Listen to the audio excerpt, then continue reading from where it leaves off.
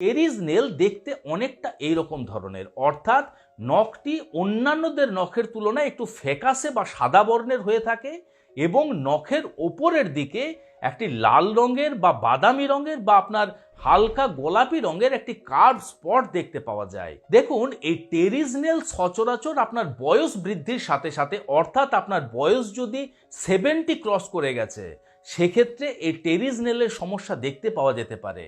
কিন্তু যদি আপনার বয়স কম হওয়া সত্ত্বেও এই রকম ধরনের সিমটম আপনার নখের মধ্যে আপনি দেখতে পাচ্ছেন, সেক্ষেত্রে হতে পারে আপনার লিভারের খুব বড় সড়ো রকমের একটা সমস্যা রয়েছে। 50% লিভার সিরোসিস পেশেন্টদের মধ্যে কিন্তু এই টেরিস নেলের সিমটম দেখতে পাওয়া যায়।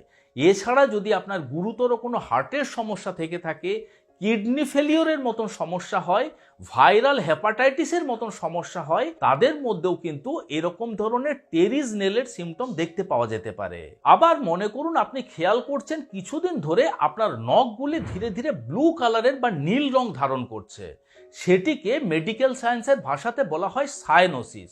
দেখুন, এই সাইনোসিসের প্রধান কারণ হতে পারে আপনার রক্তে বা আপনার শরীরে অক্সিজেন ঠিকঠাকভাবে সার্কুলেট হতে পারছে না। তার মানে হয় আপনার হার্টের কোনো সমস্যা রয়েছে, আর না হলে লাংসের কোনো সমস্যা রয়েছে।